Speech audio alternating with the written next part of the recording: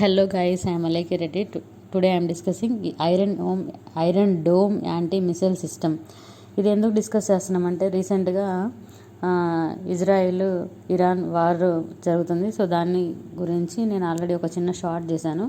Okay, Israel యొక్క air missile system గురించి కూడా.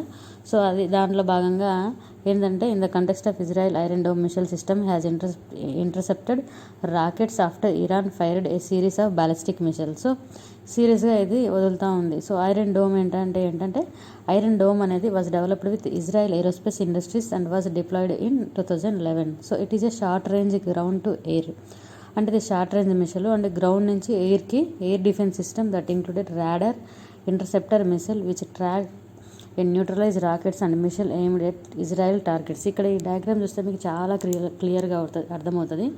ఓకే, గ్రౌండ్ నుంచి ఎయిర్లోకి దీన్ని వదలడం జరుగుతుంది. సో ఈ సీక్వెన్స్ కూడా ఒకసారి చూడండి, క్లియర్గా మీకు క్లియర్ అవుతుంది. సో ఇదేంటంటే air defence system around the globe ఏంటంటే యునైటెడ్ స్టేట్స్ దాని ఏమోసరికి ప్యాట్రియాట్ ఈ లాంగ్ రేంజ్ మిసైల్ థాడ్ అని చెప్పేసి ఇలా ఉన్నాయి. రష్యా వచ్చరికి S-400, okay, S-500 recent advanced target hypersonic missile and air craft. Okay, India వచ్చరికి S-400 ఎందుకంటే మనము ఈ S-400 మిసైల్ అనేది అక్వైర్డ్ ఫ్రమ్ రష్యా నుంచి తీసుకోవడం జరిగింది. ఇది long range air defence capabilities. France వచ్చరికి SAM-30.